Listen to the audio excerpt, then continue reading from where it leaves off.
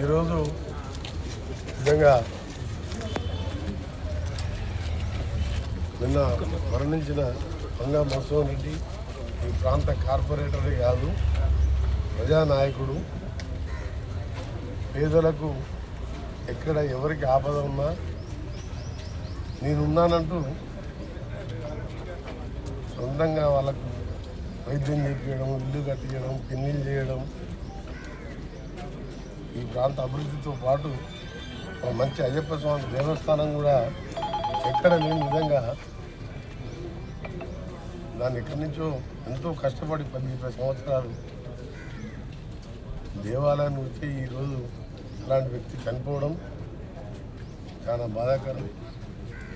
ఇలాంటి మంచి వ్యక్తిని ఆ దేవుడు కూడా కాపాడలేదు. నిజంగా ఆలోచించుకుంటేనే మాకున్న 35 సంవత్సరాల అనుబంధం ఉంది.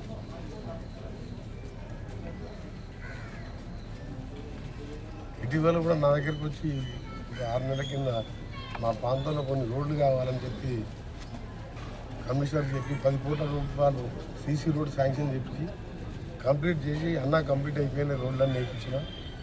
మళ్ళీ ఏమైనా కావాలన్నా కూడా రా మధు అని చెప్పి ఒక సొంతం తమ్ముళ్ళలాగా 35 ఏళ్ళకి వెళ్ళి ఉన్న అనుబంధం. ఆ తర్వాత కూడా దగ్గర రిలేషన్ కూడా కావడం, ఈ ప్రాంత ప్రజలందరూ కూడా బంధువులు అయిన ప్రజాబంధువులు. నిజంగా ఇంత చిన్న ఏజ్లో ఇంకా ఎంతో భవిష్యత్తు ఉంది. ఎమ్మెల్యే ఇంకా పెద్ద పెద్ద పదవులు వచ్చి ఇంకా పేద ప్రజలు చేసే నాయకులు కావాలని మేమందరం కోరుకునేవాళ్ళం. పార్టీలకు ఏదైనా ఇలాంటి నాయకులు ఉండాలని చెప్పి బాగా ఎంకరేజ్ చేసేవాళ్ళం. నిజంగా అతను చూస్తుంటే ఏదో సొంత కుటుంబ సభ్యుని పోగొట్టుకున్నట్టు బాధ అనిపిస్తుంది. ఈ సమయంలో ఈ ప్రాంత ప్రజలందరూ కానీ ఆ దేవుని కూడా ఏంటంటే ఆత్మకు శాంతి కలిగించాలన్నా కనీసం నీకు ఇన్ని సేవలు చేసి ఇంత కష్టపడి గుడి కట్టించి ఎంతోమంది భక్తులకు దేవుణ్ణి ఒక భక్తి శ్రద్ధలతో పూజా కార్యక్రమం చేసి దాన్ని ప్రతిష్టప్పుడు కూడా నన్ను పిలవడం జరిగింది. అలాంటివంటి వంగా మధు లేకపోవడం అది నిజంగా కూడా నమ్మలేని నిజాల్లాగా అయిపోయింది.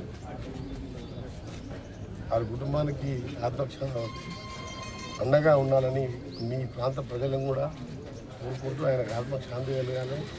నిజంగా ఆయన చేసిన సేవలే కాదు, తక్కువ సమయంలోనే చురుకైన నాయకుడు. ముఖంలో ఎప్పుడు ఏ బాధ లేకుండా ఎప్పుడు నవ్వుకుంటూ ఏ పేదవాడు వచ్చినా ఆయన మాట్లాడే తీరు చూస్తుంటేనే బాధ అనిపిస్తుంది. ఎందుకంటే ఇక్కడ ఆయన గురించి చెప్పడానికి ఏం లేదు, కానీ భగవంతుడు మాత్రం అన్యాయం చేసినని చెప్పాలి ఇలాంటి వ్యక్తిని తీసుకుపోయి.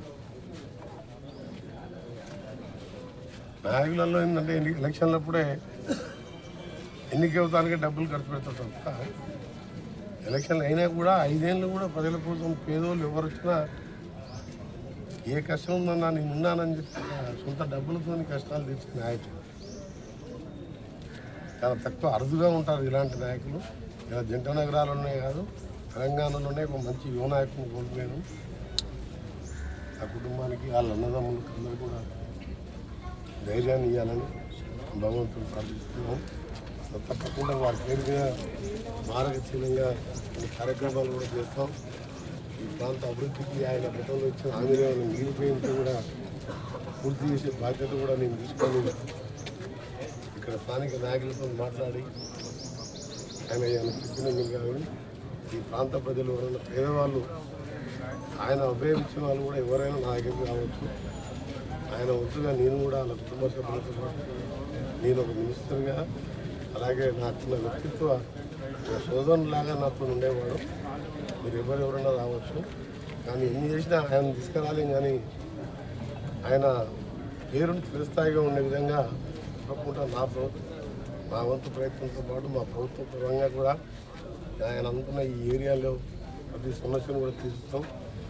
ఆ విధంగా ఆయన పేరు చిరస్థాయిగా ఉండే చేస్తామని మరొకసారి ఆత్మశాంతి కలగాలని మా రాజశేఖర రెడ్డి గారు కార్పొరేటర్ గారు ఉన్నారు. ఏమున్నా వాళ్ళు ఏమున్నా చెప్పండి, అది వంగా పేరు మీద పనులన్నీ కూడా చేద్దాం. ఇల్లు కావాలన్నా ప్లాట్లు కావాలన్నా కావాలన్నా.